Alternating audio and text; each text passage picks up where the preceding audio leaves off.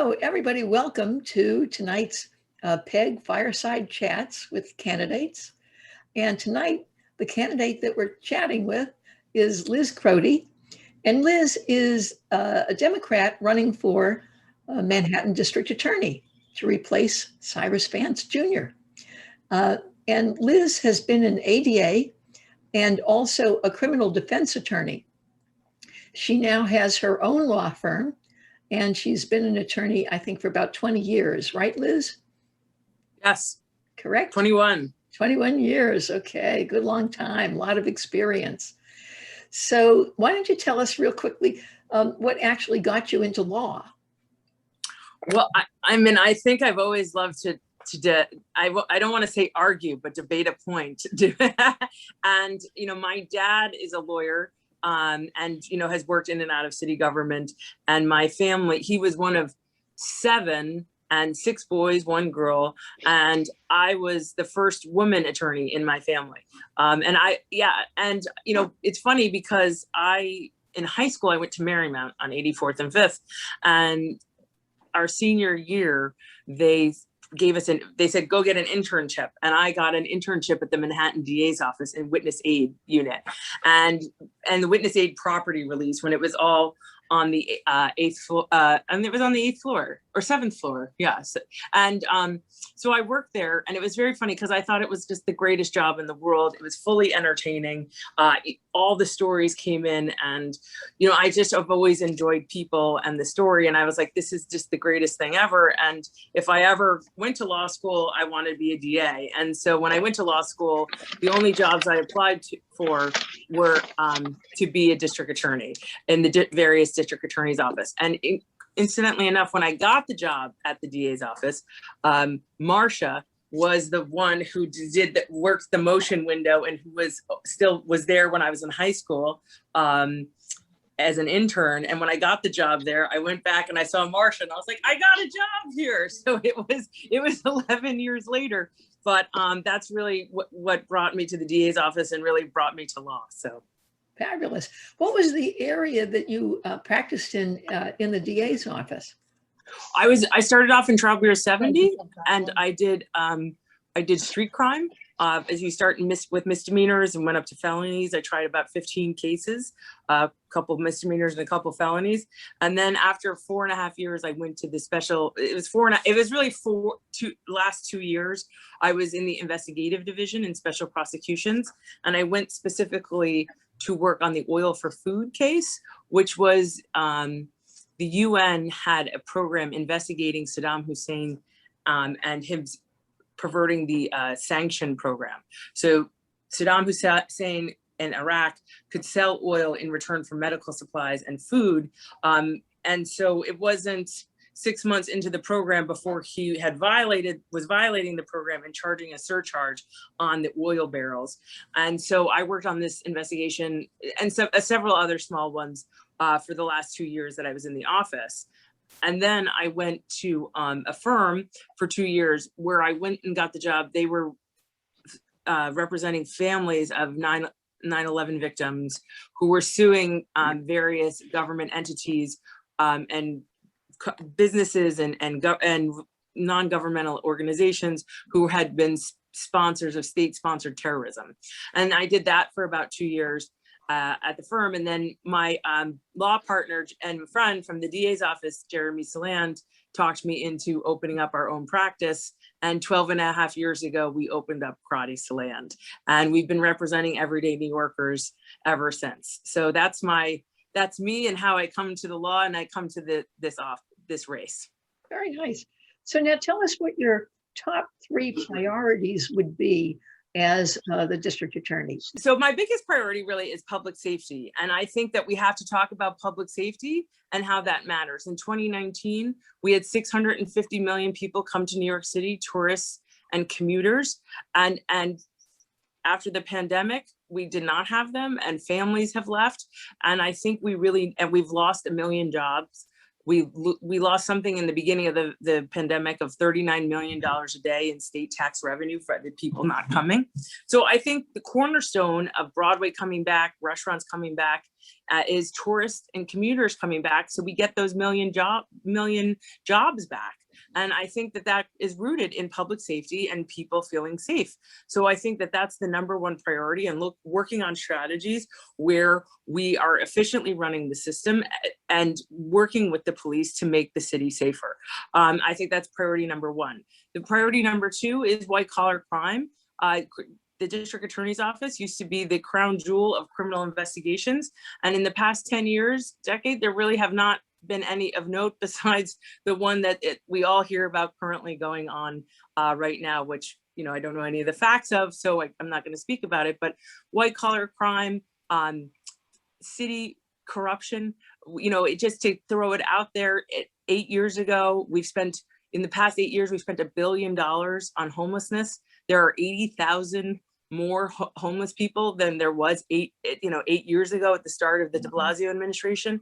I don't think that that's, fiscal waste. I think that there's really need to have investigations into what is going on in the city, how it runs. And I think that we also have to hold banks and corporations, hedge funds, all accountable. And I think that that's really what we need to be doing. And then third, as the practitioner in this race, I've spent 20 years on both sides of the courtroom, really working on a lot of domestic violence, and as a defense attorney, sex crimes cases.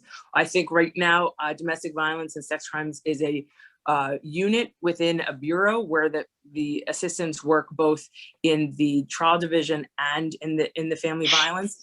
I think they need to work exclusively within a bureau where the assistants do both misdemeanors and felonies. So more senior assistants do misdemeanor cases because I think these cases are complicated. And I think it sometimes needs, even though it's a lower level charge, I think a more senior assistant was really important. That bureau has to be staffed with social workers so that you can really get to know the victim. The victim can feel comfortable and trust you in using trauma-informed techniques in order to really work the case and have the systems in place for victims so that they can get the help that they need, at the same time having the lawyers do the proper investigation. So those are really my top priorities. I have some other priorities, but those are my top 3. Well, I'm glad that you mentioned that you're involved with sex crimes. I don't know if you're aware, but I've actually been involved in getting a bill introduced recently. It's bill number A6540, which would actually define consent in the laws of New York. And people look at me like I'm cross-eyed when I tell them that there's no definition for consent in our laws. So what's your opinion of that bill? Do you feel that there is a need to define consent in our laws? I think it's tricky. I definitely see I see the benefits of it. I also sometimes see the downside of it because I think it's sometimes hard to define consent between two people. And I do think that there's always some circumstantial evidence, but I do think consent is clear. I think one of the things that's missing in the New York State legislature is what you have to do along with consent is allow the law to change.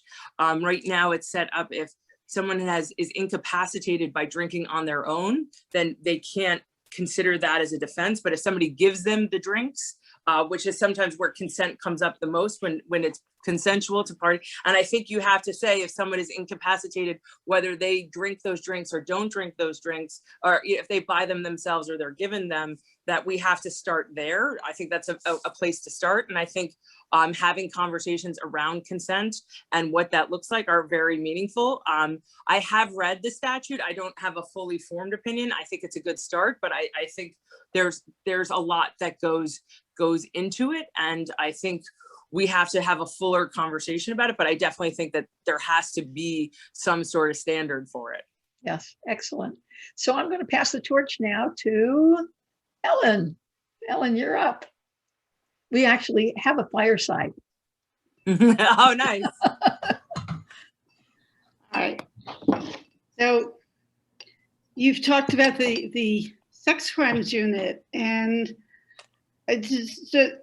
does the sex crimes unit include, and my candle is, candle this The candle. thing, it doesn't have a real flame. No, this one's not a real flame because I almost burned down the house the other time. So, okay, so would your sex crimes unit include people that are trafficked, women that are being trafficked, or is that would that be handled in a separate place? And if not, what is actually the sex crimes unit? Is just rape or other things as well? No, there's multiple charges, misdemeanors and felonies on sex crimes, and there is a human trafficking unit. So they're already within the family violence issue. I think human trafficking is a different investigative body than sex crimes, and I think that the victims have to be handled even more specially than sex crimes. So there is already a human trafficking. I know this because I've brought people into the human trafficking unit, and so I think there has to be there is a human trafficking unit. My understanding, though, is it's a little bit subjective of what they think is human trafficking and how it works. So I haven't had the best experience with them, but I do think keeping it separate, because I do think that human trafficking has lots of different aspects to it, that keeping it a smaller, more niche unit, I think better serves the victims who need that kind of attention.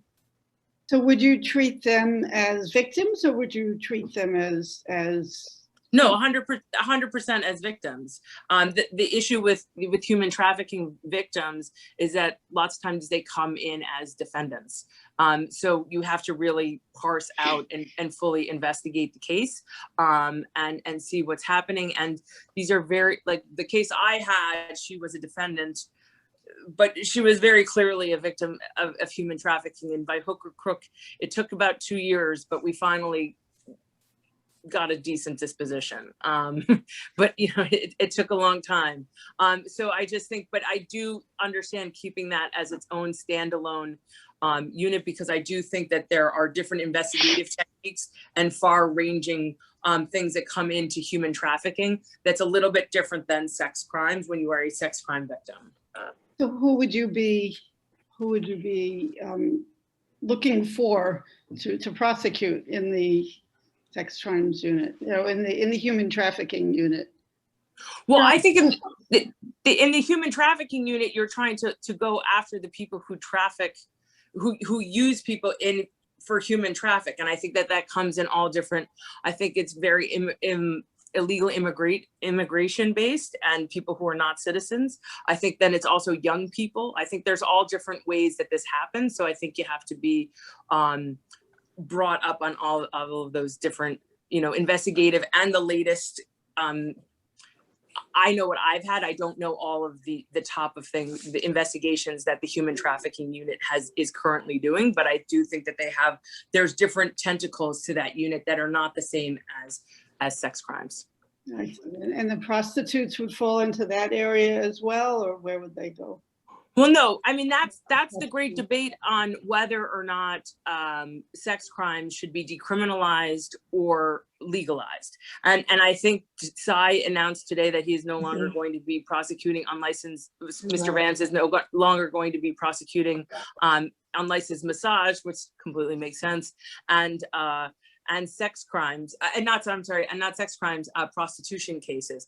I think that what and how the economy of decriminalizing prostitution cases and not legalizing it, because then it still gives an avenue for people who are human traffic victims to come in and get arrested, where you can then they have an ability to come in. The theory is that they have an ability to come into the precinct and say, this is what's really going on. And the precinct turns out to be a bit of a safe haven.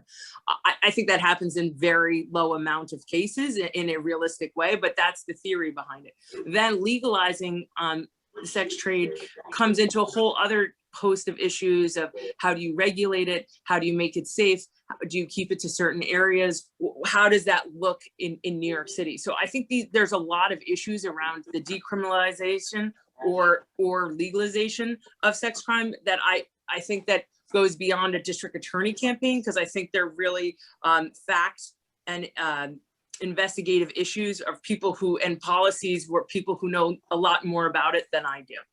but I understand the broad strokes of the differences of the different policies. I mean, I've represented sex workers, and I understand that I don't think every sex worker needs a program. And I think that there are some people who have full capabilities to make decisions about themselves and do what they want and make money how they want. And I think that that's not the case for everyone. So I think it's a really hard thing to judge, because I think it is very specific to the individual who is decided to make that decision. Are there people that you would not prosecute, of crimes that you would not prosecute? I don't have a do not prosecute list, just because as a point of procedure, I think that the role of the district attorney is to enforce the laws, not to legislate the laws. I do, as a constituent, very much support low-level crimes and how we deal with them. I think there has to be an initiative to make a lot of lower-level quality of life crime summonses and really kind of hold people accountable, because I think we all, as I like to say, there's 1.6 million people living on 16 miles of space. I heard an African preacher one time say that conflict is directly proportional to space. And I think we all live here under a social contract where we all have to live by the rules. But I think the collateral consequences of some of the cases and some lower level misdemeanors and how they're implemented has been proven and borne out to be unfair. But I think holding people responsible and accountable and having a summons and saying, hey, listen, we all have to pay our fare. We all have to do these things. But should you risk a court fine that you can't pay, a jail sentence if you don't appear? This is not what we should be doing. So I think moving a lot of low-level misdemeanors to summonses is a better way to go. Right. Okay, can I ask one more question? Go for it. That's why I'm here, sure. Okay, She's asking me. We're throwing the candle back and forth, so I don't want to overstay my welcome here. So you've said that law and order and safety, public safety is very important to you. So, and I've lived through the 70s and 80s in New York City, and I was pretty terrified at that time. So I don't want to go back to that time. I totally understand that crime is rising a bit now. And I also don't want to see a disproportionate amount of incarcerations from the Black and brown community. So what can we do to ensure that people of color are not put in jail unnecessarily? Well, I think you have to hold people accountable, and holding people accountable does not mean that they go to jail. And I think that we have to really look at what does that mean. I think that bail reform needs to further reform. And I think that there is an economy to the fact that, just to get nitty gritty, and Dave knows this, is that with bail reform, everyone on a misdemeanor or low level felony gets a desk appearance ticket. And I think that that's fine, except if sex crime or a domestic violence assault on misdemeanors and certain cases get put through the system. Now I think we have to look at that, and I think that should stay for a first or second arrest. I think when people commit crimes a third, fourth, fifth, sixth time while their case is open, that's what we have to look at and really say, okay, what are we doing here? I think that there has to be a mechanism now with COVID. When you get the desk appearance ticket, you used to come back in 3 to 6 weeks. Now you're coming back in 2 months. And now when you're coming back in 2 months, you're not even appearing in court, you're appearing by phone. So I think that there's an economy, that it's called the clarity principle, which means that when people get arrested, when people are getting arrested, they're not thinking, oh, I'm going to get 6 months, or, oh, I'm going to get 2 to 4. They're like, I don't want to spend the next 24 hours dealing with this. And that is an actual deterrent to things. So I think we need to bring people, especially people who have open cases, and I think generally who are constant people who are constantly doing low-level crimes. I think there's a strong correlation between that and mental health. And I think we really have to bring people into the system and now that people are vaccinated and we are moving past COVID, which I think it had all of its ramifications of COVID and bringing people into the system, but now getting vaccinated. And I think we have to put eyes on people, and judge has to put an eye on people and really weigh the public safety risk versus just not having any bail. I think you should not set bail on a case where you would not normally go to jail. That seems, counterproductive. But I do think that we have to be a little bit more zealous in holding people accountable. And holding people accountable does not mean locking them up. I think it means holding them actually accountable. And as I have found as a defense attorney, and is that when you tell people, when you believe that people can do better, I think that you hold them to it, then they can do better. And that's what that's what I've learned from being a defense attorney for 12 years and saying, listen, you need to do better. Also, too, the other problem that no one talks about is that if you look at the 23rd, 25th, and 32nd precinct, that starts Spanish Harlem on 96th Street and goes up the east side of Manhattan to northern Harlem. Crimes doubled, shootings have doubled, homicides have doubled, felony assaults, which are the shootings, robberies, and car thefts are all up. And I think that we really need to speak to the public safety in all of the neighborhoods where everyone wants public safety. And when you have shootings happen in these neighborhoods, they're primarily the victims are people of color, and nobody's talking about that aspect of this aspect of public safety. And I think that that's one that I think we really need to highlight and bring out to people as a real, what's really going on in all the neighborhoods in New York. So just for clarification of a point you just made, you mentioned that we need to hold people accountable, but not by locking them up. What are some of the other ways that you can hold people accountable? Well, you can have programs, you can have community service. There is a diversion program. There's a lot of different avenues in which to get in front of people.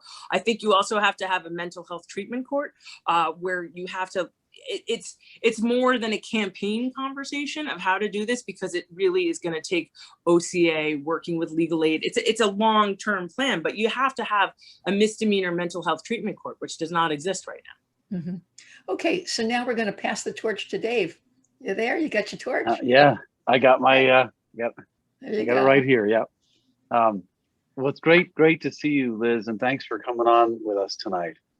Sure. Thanks for having me. You and I both had the privilege of working at the Manhattan DA's office. I left there in 1999, and I think you got there in 2000, if I'm not mistaken. And we both had the privilege of working for Robert Morgenthau, sort of a legendary DA. What about how he ran that office would you want to continue? Pick one thing, if you would, that you'd continue and build on as DA. And what's one thing that you would do differently? I think what Mr. Morgenthau did really well, can I answer? There's two things, but the first is really he let talent rise. He was a great person of promoting within and giving younger people a chance to do it. And also, I think the autonomy of really, what he said to us on the first day, your job is to do the right thing. And I think that's really that. I mean, but it sounds hokey, but that was the truth. If it was the true. job. He wasn't kidding. No, and we all had individual experiences with the people who we met there along the way. I happened to have great experiences who taught me how to be a thoughtful, objective, really decisive attorney, to really kind of look at what we can do in each and every case. And you had the ability to make decisions. And that's why the alumni from this office starts with Sonia Sotomayor and goes down, because he really created lawyers who really were thoughtful and objective, and really had really good investigatory skills, and didn't just talk to one witness or just the police. It was really thoroughly investigating the case. That was always my instance of being there. And I think he let talent rise to the top and really kind of got people from all different areas of the office to come into leadership positions. And I think that that's something we really have to do again. Oh, and what's that one? Yeah, Sorry. different. Now a distinction. Now something that you'd say, okay, boss, you were great, but I'm going to do it differently. You know, I think the office had gotten very antiquated, and I think it was not a 21st century office. And I think the right thing of what to do, even in 2000, and what I knew to do was the right thing, has changed exponentially in the past 2 decades. And I think we have a fuller view, and I think we have more evidence now at our disposal. There's video, digital, data, all facial recognition, all different things of how we can investigate cases. And so I think staying on top of that and really kind of, what the different versions of what the different things of evidence are and how we get evidence. And I also think, too, cybercrime, that's really the next forefront of a 21st century district attorney's office. Cryptocurrency, how does that work? How can we stay on top of that? Corporate hacking, stealing business information. These are all things that are going to be at the height of the 21st century. And I don't think Mr. Morgenthau had quite a great vision of how to go into the technological age. Okay. Can we talk about bail reform for a moment? Hot topic. I think a lot of people have strong views on it on various sides of the aisle, so to speak. Some people think it's long overdue and it's much better now. Some people think it's not so good. What are your thoughts about some of the changes to the ways in which we try to ensure that people come back to court? Well, I think that, as I said, for a first or second arrest, I think the inference should be, I think the difference comes in bail reform should be further reformed in people who commit crimes while they have open cases. I think that that's something that we really have to look at. And I think we have to look at the public safety risk. And I think the issue comes up, and as we know, is, people talk about the DA's office, but no one really ever talks about the judiciary, and, and how the judiciary doesn't really act independently of the district attorney's office. And it's kind of like bail was always a rubber stamp. If the district attorney's office asked for bail, the judge 8 times out of 10 was willing to do it. And I think we have to be really thoughtful about what are we doing and how are we doing it, and kind of put it to the judge to kind of make the judge have an assessment of like, what is the public safety risk? I am not a fan of getting rid of cash bail, only because I don't like remand, so I think that remand is almost worse than cash bail, because there are a lot of different people who can make cash bail. And I think that we could institute more of a federal system, what they have in the federal system, where you can do a secured bond or a house or an apartment or a collateral property, where it doesn't always have to be, liquid cash. But I do think that I'm more of a fan of that than remand, because I think remand, it just gives no options. So I do think we have to look at bail and setting bail in cases where people are constantly reoffending. Okay. Dave? Yes. No, please go ahead. Interrupt you for half a second, because I want to throw in a question from somebody in the group, in the chat. So this is coming from, I think, from Joan Brooks. It's coming from Joan Brooks, and she'd like to know, would you happen to know if the same team that is working with Cy Vance on the Trump issues will indeed continue after he leaves office? And if elected, would you take that over? Well, as I like to say, I can't talk about the Trump case because I don't know any of the facts. And you can't talk about a case that is so highly political in nature about an office you have not taken yet. But what I like to say is that, on January 1st, 2022, who's ever the next DA, and I hope to be the next DA, you are going to be taking over thousands of indictments. And if people... And so how a grand jury process works is there's an investigation and people are investigating, and there's no hearsay permissible in a grand jury. So what that means in a real life way is that documents, witnesses, all have to go into a grand jury before they vote an indictment to believe there is reasonable cause to believe a crime has been committed. So if a grand jury has voted an indictment on this case, I don't see any reason why the next, whoever is the next sitting district attorney would do anything different than what a grand jury has already voted and decided. And Dave will like this joke, but nobody likes a transfer case. You know, so I think if I was to be lucky enough to become the next DA, I would have no problems inviting the entire Trump team to stay and finish what they started. And, you know, me concentrating on, you know, Manhattan and the everyday day-to-day issues that I got elected on, and that investigation should keep going in its natural course. Joan also asked if you know Jonah Luzzi. I do, yes. Yeah, I don't know why Joan asked that, but maybe she'll put it in the chat. And I could tell you if you want to know. Hi, Liz. It's Hi, Joan Joan. Brooks. Jonah Luzzi. I was on the Eitan Pates case, and she was the prosecutor. Oh, were you on the jury? Yeah, I was juror number 9 on the first case. Wow. So, yeah, So I understand what you're saying, and you're saying some great things.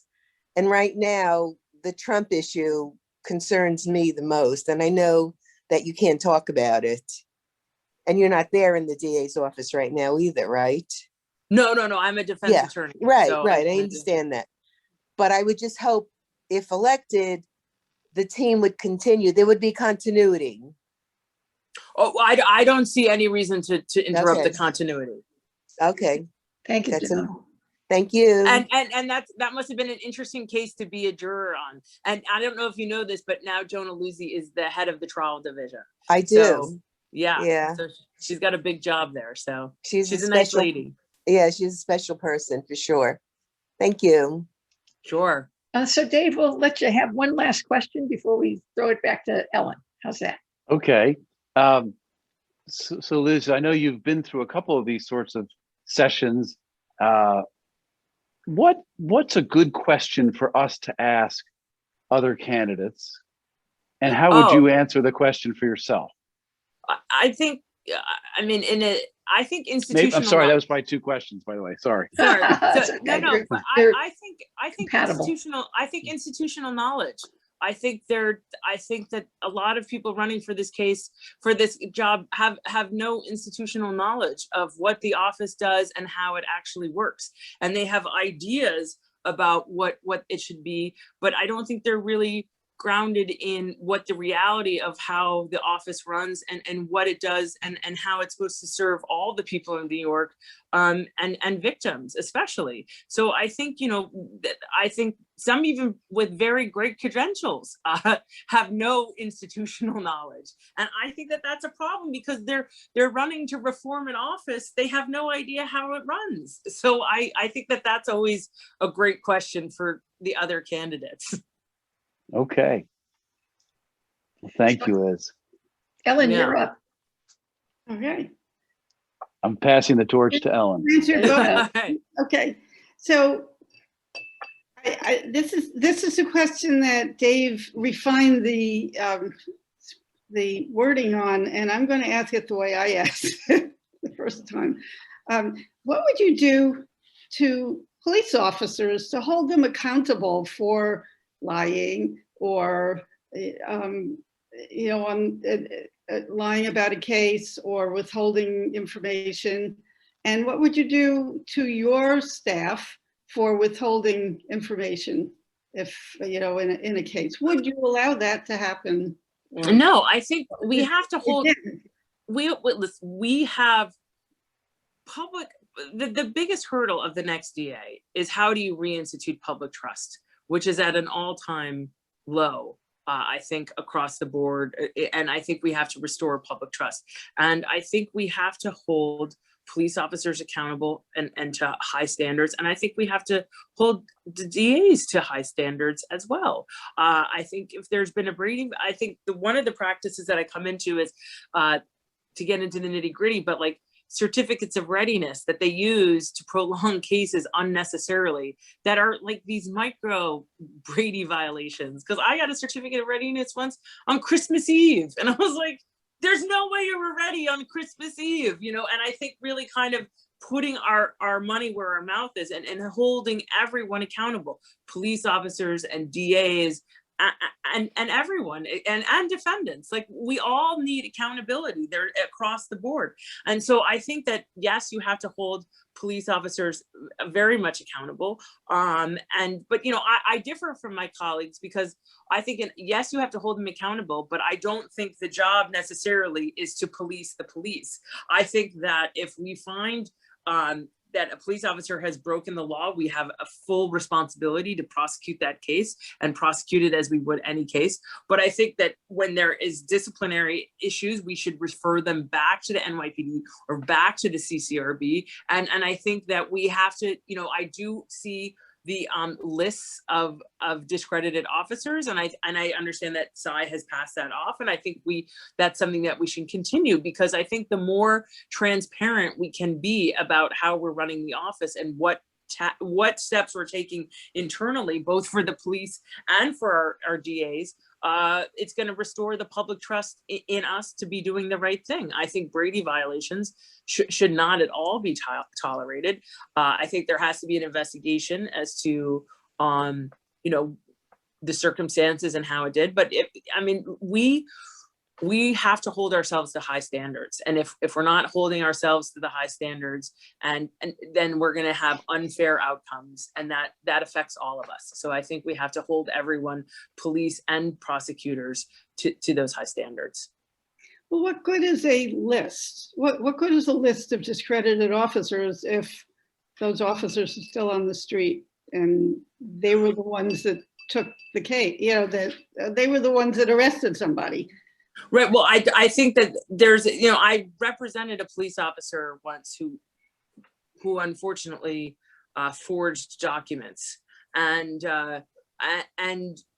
was it a felony? Was it a misdemeanor? That's not the point of the case. But the point of the case was, at the end of the trial, there was a rep there from the police department, and she was going to get fired at the end of the case, no matter what happened, because if you have an officer who has been found guilty of lying on and anything, you can never use them in a case, because how can you find someone credible who's been found incredible? And I think that that's what that list of, maintaining that list of officers through a formal investigation, and giving that list back to the police and saying, we can't prosecute cases with these officers on this list because we can't find them credible. That's the whole point of the list. It's like, you know, we have to give credit to their testimony. And if you're not going to, if they've been found incredible, then how can we ask them to, if they've been found incredible in one case, how can we find them credible in another case? It doesn't make sense. So does that mean they can't continue on the force? Well, that means that they should not be out there making arrests and collecting evidence. Now, there's other economies in the force. There's always the property clerk. There's always other things people can do. But again, I'm not there to police the police or make administrative decisions on how they do that. But in terms of, you know, making cases and working with them in making arrests and getting evidence, no, that's not the job for them. Got it. So they might be given a desk job or something else. Okay. Great. So what role would your office have in reducing gun violence, and what steps would you take to reduce violent crime? Well, I've been pretty vocal about this, and I think that, you know, in June of 2020, they got rid of anti-crime, which are plainclothes units that were specifically tasked with getting guns off the street. That's what they did. I think we have to bring back anti-crime. I think we have to have better training, more of a dialogue with the police department about what constitutional rights are and search and seizure. But I do think that it starts with policing. You know, a fast track gun court, de Blasio started that in 2016. There's been a fast track gun court in Brooklyn since 2016. There's been talk of it in Manhattan, but gun violence has gone up 40% in Brooklyn. So policing and courts sometimes are different. So I think we've seen the shootings go up. We saw that they suspended anti-crime. I think we have to, the first step is to get anti-crime back off and zealously, you know, go after people who have guns on the street. Then we have to look at, you know, there is, you know, I talk about this all the time, and it's a little bit different of a take on it too. And it goes to how you deal with violent crime, is that I don't think that the criminal justice system itself is racially biased. I think it reflects a racial inequity. You know, so I think that, you know, if you look at the Black Panthers and the Black Liberation Army and Black Lives Matter, their list of wants and demands has been the same since 1960. Better education, better schools, investment in neighborhoods, investment in business opportunities. Now in post-corona, I think it's, you know, investment in healthcare. So I think some of the times when we have these arrests, the inequity was there before the arrest was even made, and that inequity plays out in who and how people get arrested. So I think you have to work with policing on one hand and really kind of stop what's going on in the street right now. At the same time, invest in communities and invest in violent interrupter programs. And it has to be like a combination of the two things. But right now we have to concentrate on policing because the problem is more ahead of us. I think we also have to go, you know, we have to be working with the at-risk youth and really trying to have peer mentoring and the effective programs that have had to have, you know, young people make better decisions before they even get to the court. And I think that that comes from within the community. So it's a twofold process. Would you take a role in that? Pardon? Would you take the role? Would you take the lead in that? Well, I think it's kind of an interesting question because it's like, does the at-risk youth want the district attorney involved? You know what I'm saying? Like the whole point is not to have the district attorney involved because you want to get to them before they come to court. So I think where the district attorney's office has been helpful before is in the CGI fund and really giving whatever, they've changed the law, so it's going to be a little bit different. But, you know, Mr. Morgenthau, going back to Mr. Morgenthau, that's one of the great reasons why he started PAL and the Police Athletic League and Saturday Night Lights. I mean, these are the things of going into the community and building trust and working with kids before they get to the criminal justice system. So I think we should definitely be involved. And I think you have to work with the community and community leaders and the police and the DA's office so that people really understand what the district attorney's office does. I think there's a lot of problems in the fact that, you know, and of course now running for this office, that people have no idea what the DA does. You know what I'm saying? Like by and large. And so I think that that's really where we have to start, where we can really explain to, you know, kids and people in neighborhoods and say, this is what the DA does. And this is where we work with the police and really go in and try and make change so people feel comfortable. Because, you know, I talk about public safety all the time and I talk about the importance and balance of policing, and over policing is a problem. Under policing is just as big a problem. And you also have to have really tough conversations about the fact that not everybody feels safe when they see the police, and it's not the same for everybody else. So there's a lot of tough conversations that we all have to come to the table and really have in order to make the meaningful change. So Dave, we're going to give you the last question. Okay. Okay. This is a quick question and it'll be probably a short answer. Give us one word for why Liz Crotty should be the next Manhattan DA. One word. Integrity. Okay. That's a good word. Good word. We like that word. That was a short one. Ellen, you got one?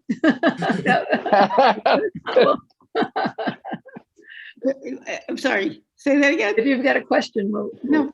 Okay. And is there anything else that somebody wants to ask in the chat? I don't see anything more. Nope. Good. So Liz, thank you so much for joining us this evening. Oh, sure. I mean, thank you for having me. If you like what you heard, I can put my website in the chat before everyone, but my website is lizcrotty2021.com. And my email is lizcrotty2021@gmail.com. I try and return all of my emails by the end of day. So sometimes people do get emails from me at 11 o'clock at night. But Liz, I really appreciate the opportunity to come in front of you guys and talk to voters and explain my platform and, you know, really hear what I'm trying to say and do. And I appreciate the opportunity. And if anybody wants to follow up, I'm always available. And thank you so much for having me. It's good to see you. Good to see Dave Liston, you know, and Joyce. Great to and see Ellen. you. Very nice to meet you tonight. Thanks for the questions and the thoughtfulness of them. It's been a real pleasure. Okay, so folks, the next person on our Fireside Chats is going to be Ben Kalos. So that'll be Monday evening at 8 o'clock. And of course, we'd love to see you all back again. And keep in mind that your voice is your vote is your voice, and we need to hear it loud and clear. Oh, what's that? Let everybody know that this is a one-way race for DA. It's only race. Exactly. Yes, you only get one vote. It's not a ranked. It's not ranked voting in the district attorney race. So all the other people that are running for office, you get ranked voting. You can pick your first, your second, your third, I believe. Am I correct? Yeah.